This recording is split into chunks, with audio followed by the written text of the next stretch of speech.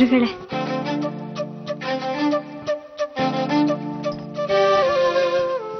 ಆ ಸರಸ್ವತಿ ನಿನ್ನ ಕೈ ಹಿಡಿಲಿ ಕಂದ. ನಾಳೆ ಬೆಳಿಗ್ಗೆ 4:15 ಸಂಗೀತಾಭ್ಯಾಸ ಪ್ರಾರಂಭ. ಧ್ವನಿಗೆ ವ್ಯಾಯಾಮ ಮಾಡಿಸ್ಬೇಕಾದ್ದು ಬೆಳಗಿನ ಜಾವದಲ್ಲೇ. ನಾಳೆ ಬೆಳಿಗ್ಗೆ 5 ಗಂಟೆಗೆ ಕ್ಲಾಸು ಶುರು. ಬರ್ತೀನಿ. ಸದಾಶಿವರಾಯರ ಬರ್ಲಾ? ತನ್ನ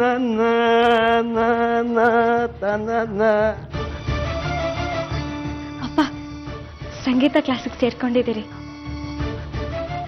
ಎಲ್ಲ ಆದ್ಮೇಲೆ ನನಗೆ ಯಾಕೆ ಹೇಳ್ತೀಯ?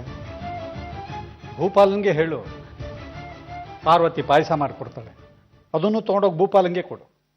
ಹಾಗೆ ಭೂಪಾಲನ್ನು ಸಂಗೀತದ ಕ್ಲಾಸಿಗೆ ಕರ್ಕೊಂಡು ಹೋಗು. ಆದರೆ ಭೂಪಾಲನ್ನೇ ಅಪ್ಪ ಅಂತ ಮಾತ್ರ ಕರಿಬೇಡ.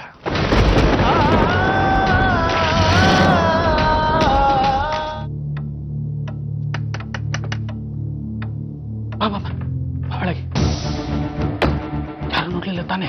ಇಲ್ಲ, ಯಾರು ನೋಡ್ಲಿಲ್ಲ. ನನಗೆ ಸದಾಶಿವ ಒಂದೇ ಸಮಸ್ಯೆ. ಮೊನ್ನೆ ನಾನು ಬಂದು ಚಮಕಾಯಿಸಿ ನಿನ್ನ ಈ ಕಡೆ ಕರ್ಕೊಂಡು ಬಂದ್ಮೇಲೆ ಅವನಿಗೆ ಎಲ್ಲ ಅನುಮಾನ ಬಂದಿದೆಯೋ ಅಂತ. ಸ್ನಾನ ಆಯ್ತಾ ಸುಚೇಂದ್ರಂದು? ಎಲ್ಲ ಆಗಿದೆ. ದೇವ್ರ ಕೋಣೆನ ಶುಭ್ರ ಮಾಡಿಟ್ಟಿದ್ದೀನಿ. ನಿನ್ನೆ ರಾತ್ರಿ ನಂಬೋದ್ರಿಗಳು ಎಲ್ಲಾ ಗಿಡಮೂಲಿಕೆಗಳನ್ನ ಅರ್ದು ರಸನ ತೆಗೆದಿಟ್ಟಿದ್ದಾರೆ. ಹೋಗೋದೇವಿ, ಪೂಜೆ ಮಾಡು.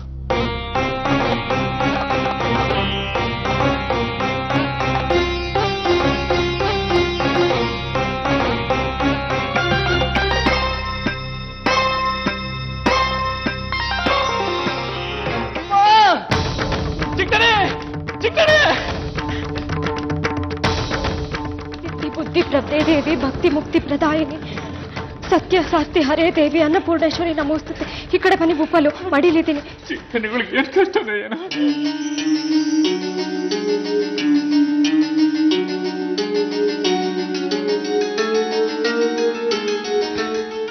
ಓಂ ಶಿವಾಯೇ ನಮಃ, ಓಂ ಉಮಾಯೇ ನಮಃ, ಓಂ ರಮಾಯೇ ನಮಃ, ಓಂ ಶುದ್ಧಾಯೇ ನಮಃ, ಓಂ ಅನ್ನಪೂರ್ಣೇಶ್ವರೇ ನಮಃ, ಓಂ ದುರ್ಗಾ ದೇವಿಯೇ ನಮಃ, ಓಂ ಹೇಮಮಾಲಿನ್ಯೇ ನಮಃ.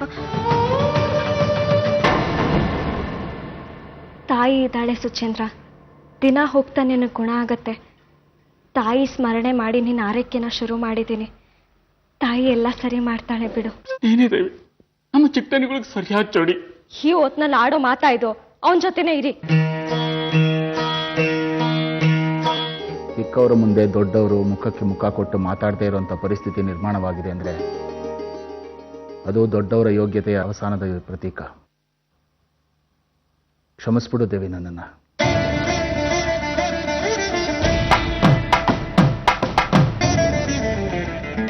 ನಿಮ್ಮ ಲೋಕ ನಿಮ್ಮದು, ನನ್ನ ಲೋಕ ನಂದು ಅಷ್ಟೇ. ಹಿಂದೆ ಸುಚೇಂದ್ರನ ಪ್ರೀತಿಸಿದ್ದೆ, ಗೌರವ ತೋರಿಸಿದ್ದ ಅಂತ ನಾನು ಇವತ್ತು ಇಲ್ಲಿಗೆ ಬರಲಿಲ್ಲ. ಸುಚೇಂದ್ರ ಒಳ್ಳೆಯವನು. ಒಳ್ಳೆಯವ್ರನ್ನ ಕಾಪಾಡಿದ್ರೆ ಒಳ್ಳೆತನ ನಮ್ಮ ಸುತ್ತಮುತ್ತ ಹೆಚ್ಚಾಗತ್ತೆ ಅಂತ ಬಂದೆ. ದುರ್ಯೋಧನನಿಗೂ ಆಸೆ ಇತ್ತಂತೆ, ಧರ್ಮರಾಯನ ಹಾಗೆ ಧರ್ಮ ಬೀರು ಅಂತ ಅನ್ನಿಸ್ಕೋಬೇಕು ಅಂತ. ಆದರೆ ಹಣೆ ಬರಹ ದುರ್ಯೋಧನನ್ನಾಗೆ ಸಾಯಿಸಿದೆ.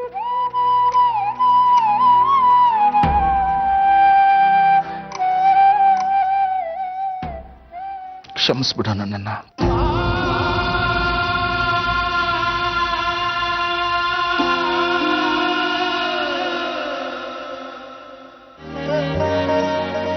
ಅಂತರಂಗ ಹಾಡುತ್ತಿದೆ,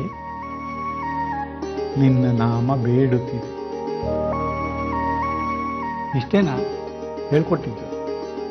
4:30ರಿಂದ 7:30 ಏನೋ ಅನ್ಕೊಂಡಿದ್ದೆ.